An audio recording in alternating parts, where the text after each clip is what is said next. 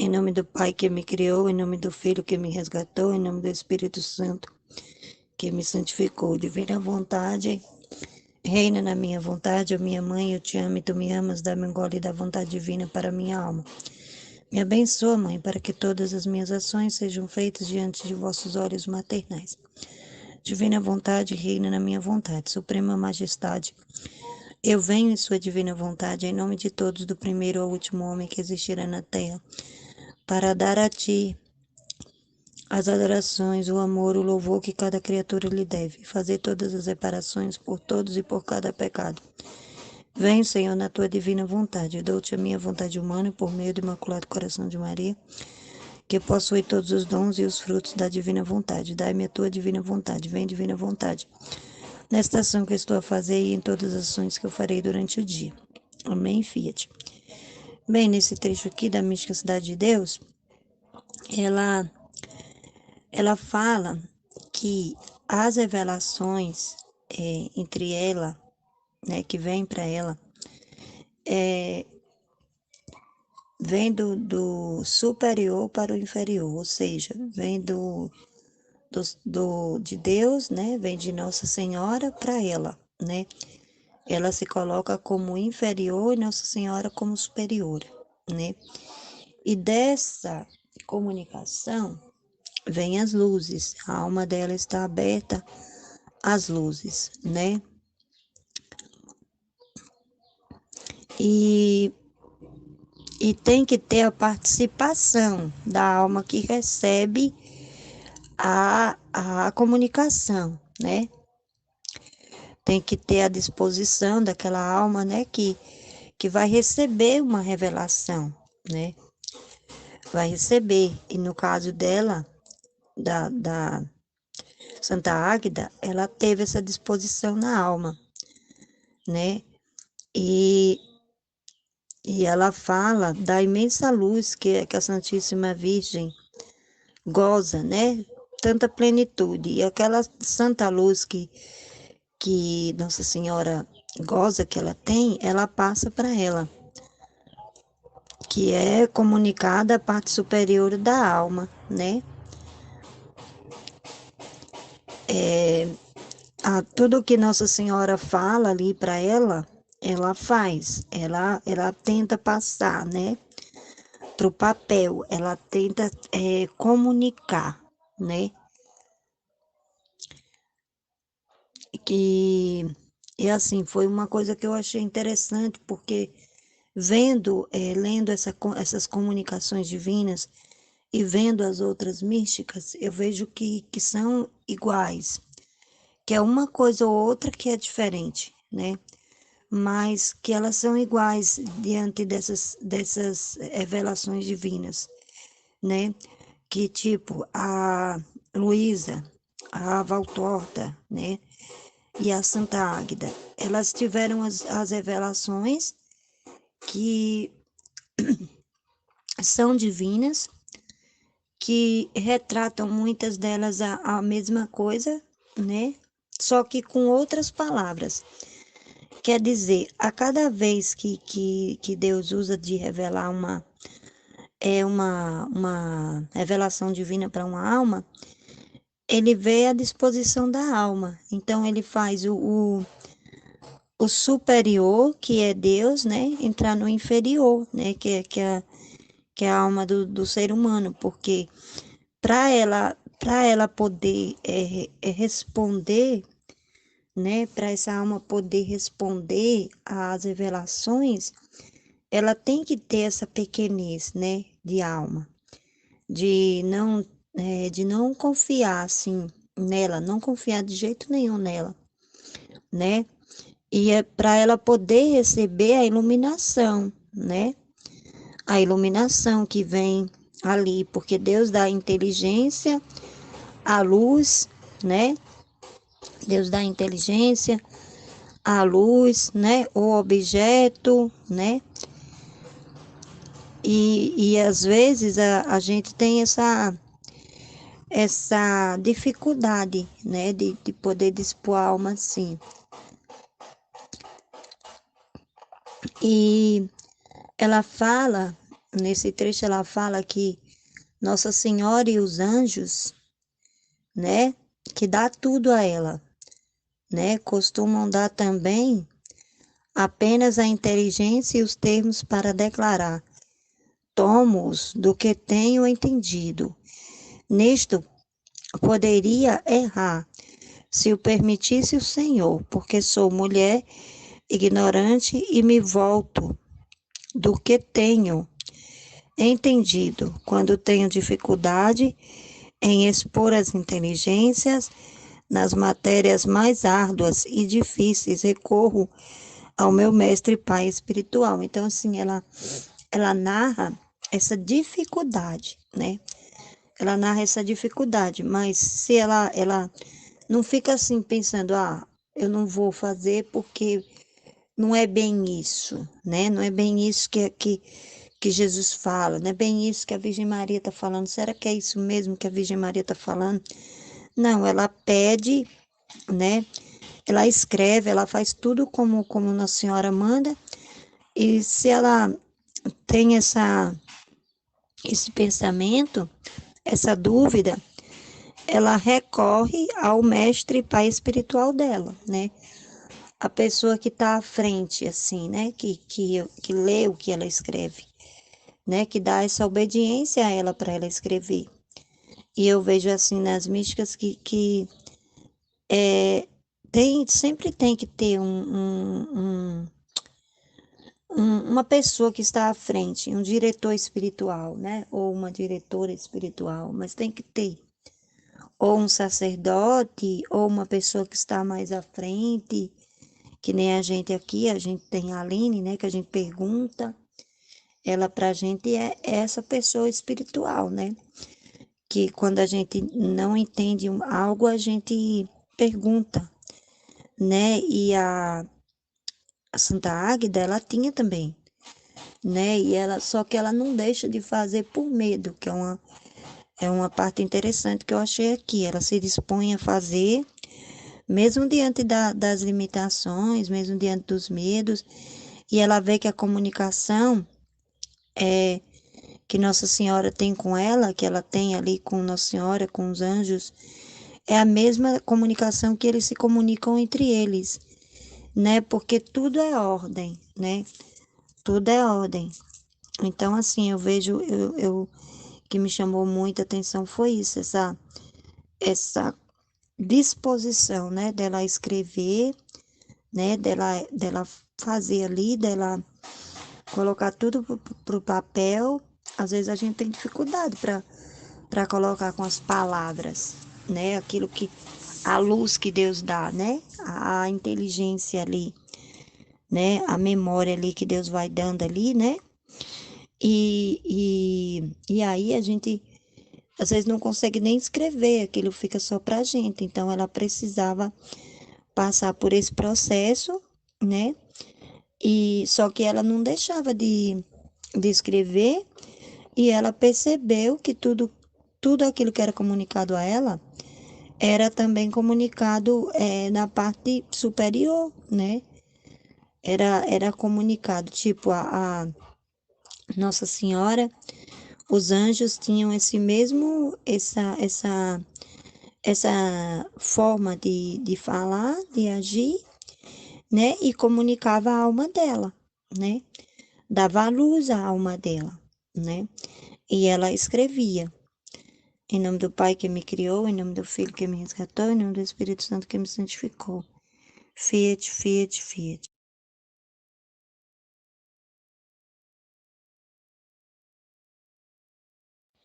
Em nome do Pai que me criou, em nome do Filho que me resgatou, em nome do Espírito Santo que me santificou, divina vontade, reina na minha vontade.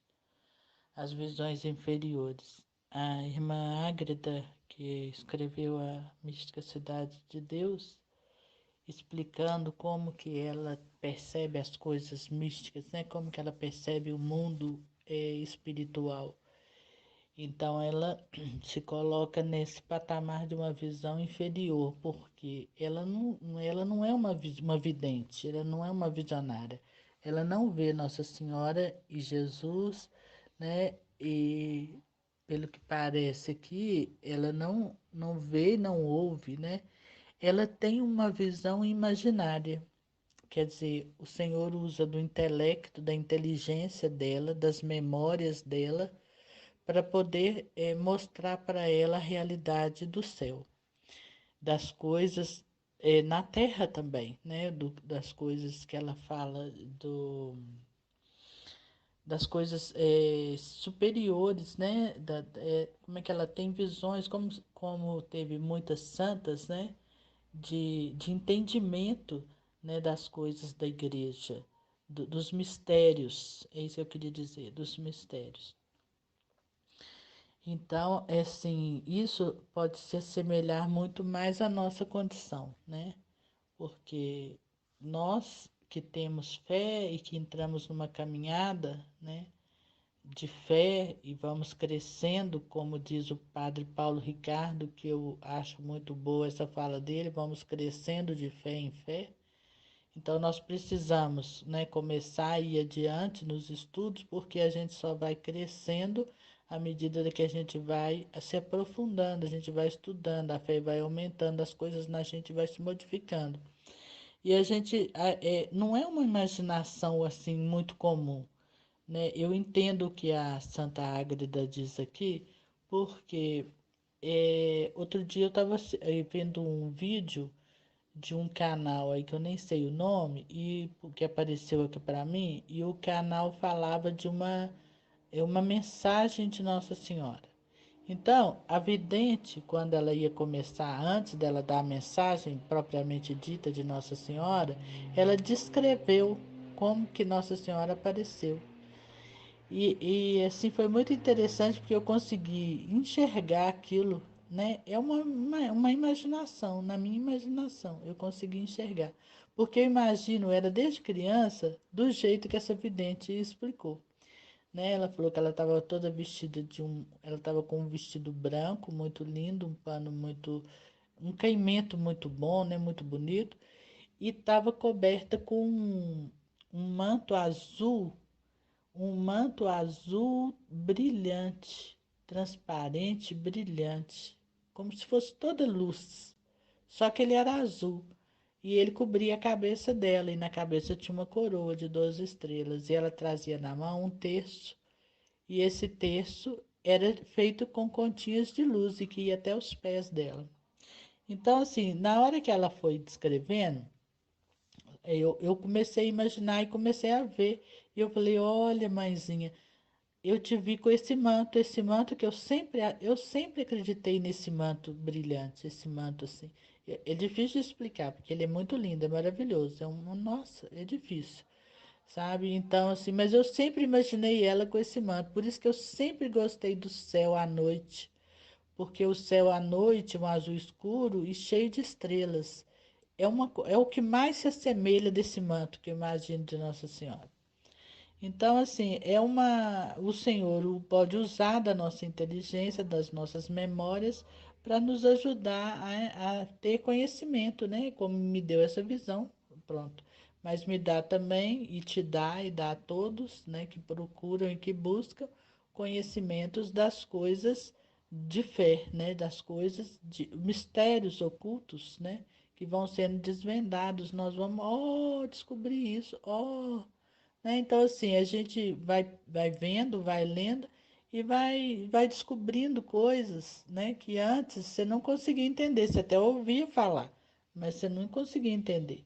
Agora você ouve e você já consegue entender e até imaginar, né, como Santa Ágreda. E é muito gostoso a gente crescendo, é muito gostoso você saindo dessa realidade daqui, desse mundo onde que a gente vive, e entrando na realidade do mundo espiritual, né? Porque ele, como é espiritual, é um mundo superior, é diferente. E aí as coisas daqui de baixo já não nos incomoda tanto e também não nos atrai tanto, né? Vai indo e você vai chegando numa fase em que você não se interessa. Não é que você não quer, que você está se assistir um seriado, como a Aline disse lá no vídeo dela, né? Não é porque você vai se como é que fala? Se mortificar. Não vou assistir, não quero assistir mais, vou me mortificar. Não, você não se interessa, aquilo não te atrai de maneira nenhuma. Não te atrai mais as novelas, jornais sanguinários que andam por aí, né, que só falam em números de mortes. Isso não te atrai de jeito nenhum, não, sabe? Não te dá curiosidade, não te dá vontade de ver, né? E aí eu penso que o Senhor nos liberta de muitas coisas, muitos sentimentos, muitas coisas que nos levariam ao pecado. A gente vai ficando numa. É como se dissesse assim, a gente vai crescendo mesmo de fé em fé, uma altura espiritual em que essas coisas já não conseguem mais. E ontem eu li no livro do céu, eu achei muito interessante, porque Jesus falando assim com a Luísa, que o demônio, acho que foi no volume, acho que é no volume 8 que eu vi isso. Ele falando assim que o demônio, ele é um fraco. Vou colocar com as minhas palavras, que eu não lembro as palavras do livro. O demônio é um fraco. Na fraqueza dele, ele quer tentar. Ele vem para tentar. Ele vem com toda a força que ele tem. Só que se ele chega perto de uma alma, que a alma ela está fora daquela sintonia com ele, ela já não aceita mais aquilo, bastou. Ele já dali ele corre, ele foge. Ele foge. Jesus fala, chama ele de fraco, é um fraco, ele foge porque ele só vai conseguir mesmo fazer a obra dele quando a alma está no nível aqui terrestre, né? Está nas coisas do mundo, está ainda é, absorvendo as coisas do mundo, vivendo a realidade nossa aqui, né? De pecado. Mas se a alma já consegue, já não quer, não quero mais isso, não sinto o menor interesse. Ele não consegue, ele vai fazer o quê? Ele não consegue. Ele foge da gente, ele foge, entende? É como se ele chega perto da gente, nós somos cheios de Deus. Ele não pode com Deus, quem como Deus? Ele não pode com Deus. E aí ele foge. Então vamos nos aprofundar, não vamos nos esmorecer e vamos de fé em fé crescendo. Muita paz e amor no coração de todos, Fiat.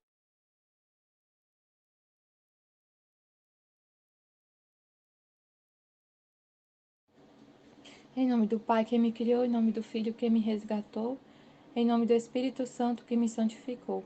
Divina vontade, reina na minha vontade. Minha mãe, eu te amo e tu me ama. Dá-me um gole da divina vontade para minha alma. Me abençoa, Mãe, para que todas as minhas ações sejam feitas diante de vossos olhos maternais. Amém. A Maria de Jesus Águeda fala assim que ela se compadece das pessoas com verdadeiro amor, mas não tenho liberdade para lhes falar com clareza e descobrir-lhes o que sei.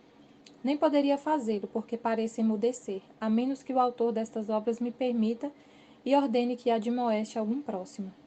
Quando o faço, não é revelando-lhes o modo como cheguei ao conhecimento de suas necessidades, mas sim falando-lhes ao coração com reflexões simples, despretensiosas e caritativas em Deus, além de rezar por estas intenções, pois para tanto me são manifestadas.